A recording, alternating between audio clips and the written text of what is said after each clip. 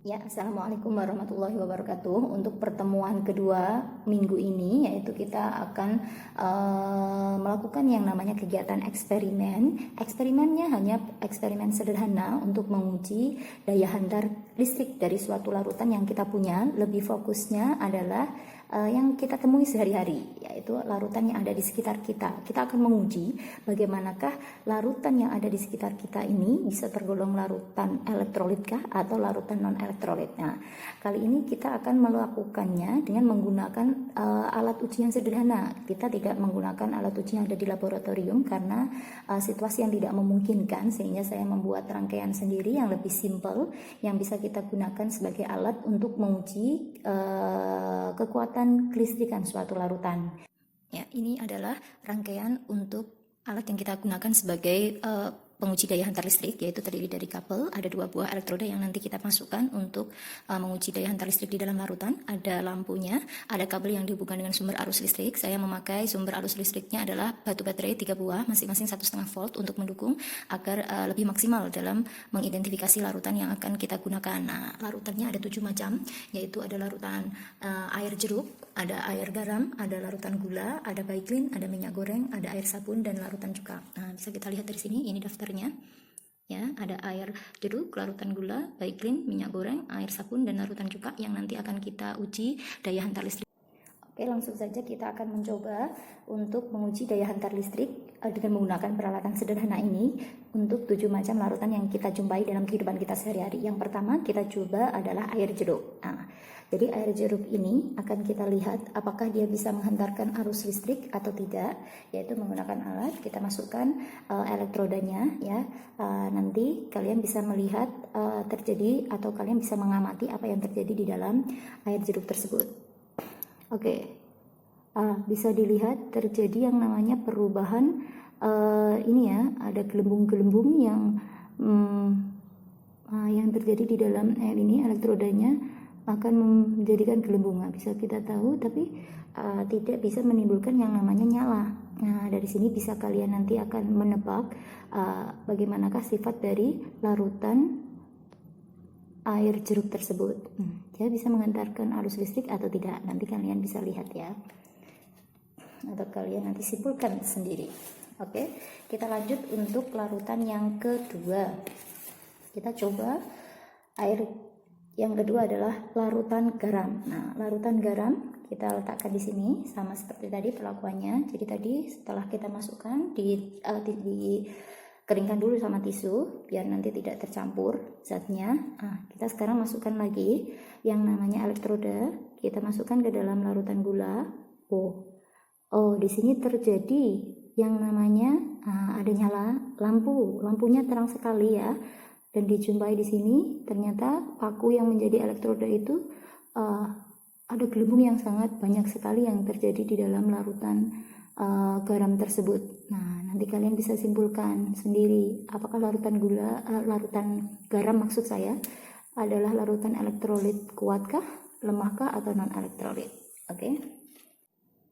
Oke, larutan ketiga yang kita uji adalah larutan gula. Nah, kita masukkan elektroda ke dalamnya.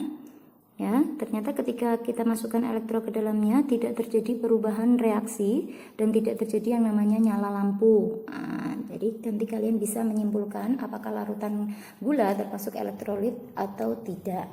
Nah, kita coba untuk larutan yang keempat, yaitu larutannya saya ambil di sini adalah baiklin. Saya ambil baiklin yang ada di ada di kehidupan kita sehari-hari digunakan untuk mencuci pakaian dan sebagainya ya. Kita masukkan elektrodanya. Ternyata elektroda yang kita masukkan menimbulkan nyala lampu yang terang dan di sini ada gelembung yang banyak. Nah, jadi nanti kalian bisa tahu ternyata baiklin merupakan larutan elektrolit kah atau non elektrolit, kuat atau lemah ya. Nah, ini reaksinya sangat cepat sekali. Nah, kita ganti larutan yang keempat dengan larutan yang kelima ya. Ini sudah kelima. Nah, larutan yang kelima adalah minyak goreng. Nah, kita coba minyak goreng. Kira-kira apa yang terjadi ketika kita masukkan elektrodanya di sini. Nah, minyak goreng yang kita celupkan ternyata tidak bisa menimbulkan yang namanya nyala dan tidak ada gelembung di dalam minyak goreng tersebut ya.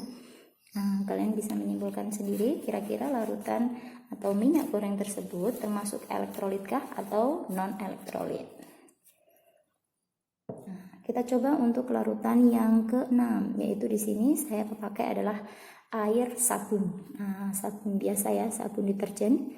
Kita lihat dari sini, ternyata deterjen juga bisa menimbulkan yang namanya banyak sekali gelembung-gelembungnya. Ini bukan gelembung sabunnya sendiri, tetapi ada reaksi yang terjadi di dalamnya. Ya, ada banyak sekali gelembung-gelembung yang terjadi di sini, dan ternyata dia juga menimbulkan yang namanya nyala. Nah, ada nyalanya di situ. Ya, tadi dijumpai nyala yang ada di dalam larutan air sabun. Kita coba untuk yang ke-7 atau yang terakhir. Ini adalah larutan cuka. Bagaimana larutan cuka atau air cuka kira-kira ketika kita masukkan alat uji daya hantar listrik ini. Ternyata nyalanya tidak menimbulkan nyala, tetapi ternyata di sini ada gelembung-gelembung yang sangat banyak sekali. Ya, tetapi ternyata tidak kuat untuk menimbulkan nyala. Kira-kira larutan cuka itu termasuk elektrolit kuatkah atau lemah ya? Nah, kalian juga nanti bisa menyimpulkan bagaimana larutan cuka itu termasuk larutan yang mana. Ya, oke, kita sudah mencoba 7 macam larutan yang ada di kehidupan kita sehari-hari. Ya, jadi demikianlah praktikum sederhana yang kita lakukan, yang bisa kalian juga praktekkan di dalam kehidupan kalian, tetapi itu bukan tugas pokoknya. Yang menjadi tugas pokoknya kalian adalah saya yang melakukan demonstrasi saja sendiri, tetapi kalian, saya inginkan kalian untuk bisa mengidentifikasi 7 macam larutan yang tadi kita sudah uji daya hantar listriknya masuk ke dalam kategori mana yang termasuk elektrolit kuatkah, mana yang termasuk elektrolit lemah, mana larutan yang termasuk larutan yang tidak bisa menghantarkan listrik atau non elektrolit.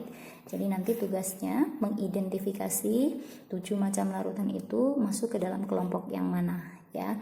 Jadi demikian yang bisa saya sampaikan. Apabila ada yang tidak berkenan atau ada yang tidak bisa dipahami, bisa nanti tanya di forum gizi, atau nanti kalian juga bisa tanya secara langsung di WA Jabri saya ya. Terima kasih atas waktunya. Wabillahi taufik wal hidayah. Wassalamualaikum warahmatullahi wabarakatuh.